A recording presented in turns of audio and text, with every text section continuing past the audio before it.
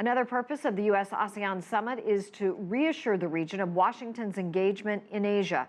As President Obama's term is ending, the administration says its Asia pivot strategy could continue under the next president.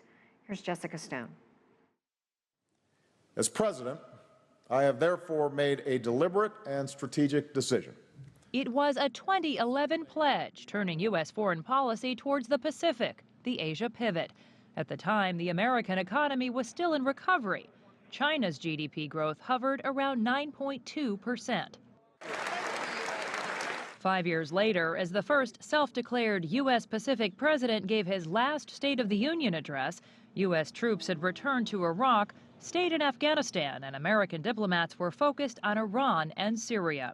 There really isn't a sense that it was a fully formed idea to begin with. It sounded much more like, from this side, and also when you talk to people in Europe, this kind of Cold War mentality that if we don't understand something or like it or see it as a threat, we encircle it.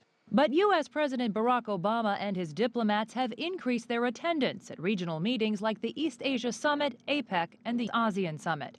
Half the promised 2,500 U.S. Marines have now deployed to Darwin, Australia, and the Trans-Pacific Partnership Trade Agreement involving 5 Asian nations was reached last year.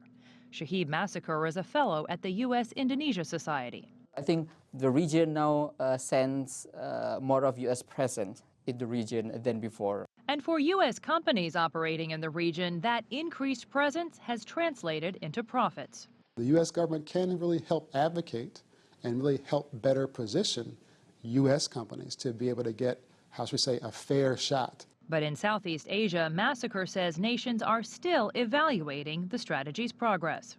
And how successful has the U.S. rebalance to Asia been, in your view? Well, countries in the region are still questioning what is the real result of this strategy.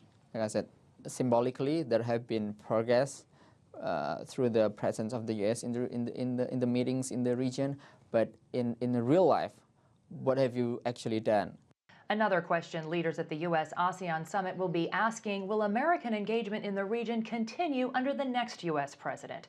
White House officials say that the U.S.-ASEAN strategic partnership is part of a framework designed to outlast Obama. Jessica Stone, CCTV, Rancho Mirage, California.